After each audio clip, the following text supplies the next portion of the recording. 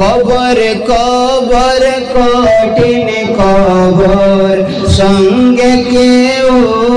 যাবে না কবর কবর কঠিন কবর সঙ্গে কেউ যাবে না সাপর বিছু কেটে খাবে সাপর বিছু কেটে খাবে সাধের এই দেহ খানা কবর কবর কঠিন কবর সঙ্গে কেউ যাবে না জোরে বলেন সুবহানাল্লাহ মসজিদেতে এলান হবে জোহরের পরে জানাজা মসজিদেতে এলান হবে জোহরের পরে জানাজা সারা জীবন আরামেতে করেছো না মাঝ কাজা কি যে উপায় হবে তোমার কি যে উপায় হবে তোমার তওবা যদি করো না কবর কবর কঠিন কবর সঙ্গে কেউ যাবে না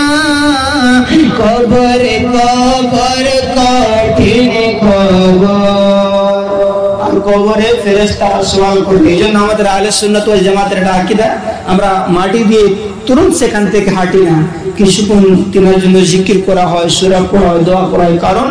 মাইয়াতকে যখন কবরের মধ্যে দফন করা হয় এত পেরেশান হয় যেমন কোন সমুদ্রে কোন ব্যক্তি ডুবতে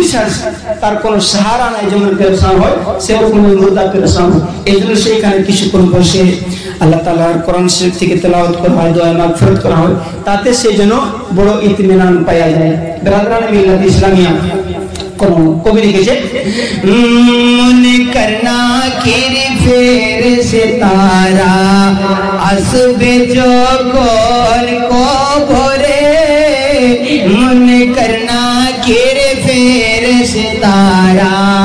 আসবে যখন কবরে করবে সওয়াল তোমায় গো জবাব দিবে কি করে না পারিলে সওয়ালের জবাব না পারিলে সওয়ালের জবাব জাহান্নামে ঠিকানা কবর কবর কঠিন কবর সঙ্গে কেউ যাবে না কবর কবর কঠিন কবর সঙ্গে কেউ যাবে